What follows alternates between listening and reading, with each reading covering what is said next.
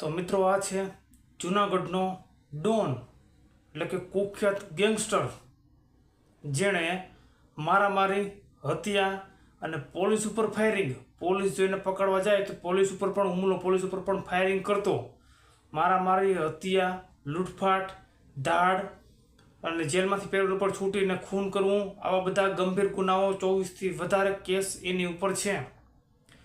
તો આનાથી આખું જૂનાગઢ ડરતું હતું અને 2 કરોડનું તો સોનું પહેરતો હતો આ ડોન. મિત્રો, તમે આ ડોનને ઓળખતા હતા? આ ડોન ઉપર 24થી વધારે ગુના છે. પણ આ જે ડોન છે જુસાબ અલ્લરખાઈનું નામ છે અને એનો ભત્રીજો જે 2 કરોડનું સોનું પહેરતો એનું નામ સલીમ સાંધ છે. અને જૂનાગઢમાં આ ડોન અને એના સામેના પક્ષદાર સામાના પક્ષ માટે 4 ખૂન થઈ ચૂક્યા છે.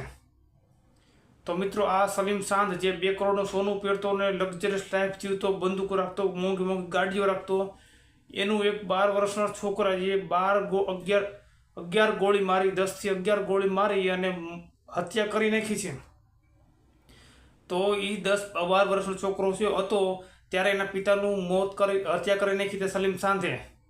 તો ત્યારે એ છોકરાએ એ માનતા રાખી હતી કે જ્યાં સુધી મારા બાપની મોતનો બધું ન રહો ત્યાં સુધી ચપ્પલ નહીં પહેરું. અને એક દિવસ એવો આવ્યો કે આ 12 વર્ષનો છોકરો મોટો થયો અને એણે પિસ્તોલ લઈ અને આ જૂનાગઢના ડોન જુસાબ અલ્લરખાઈ એના ભત્રીજા સલીમ સાંધ એની 10 થી 11 ગોળી મારી અને હત્યા કરી નાખી. અને જ્યાં સુધી સલીમ સાંધ એ મર્યો નહીં, જ્યાં સુધી એનામાંથી જીવ નીકળ્યો ને ત્યાં સુધી એની માથે ઊભો રહ્યો.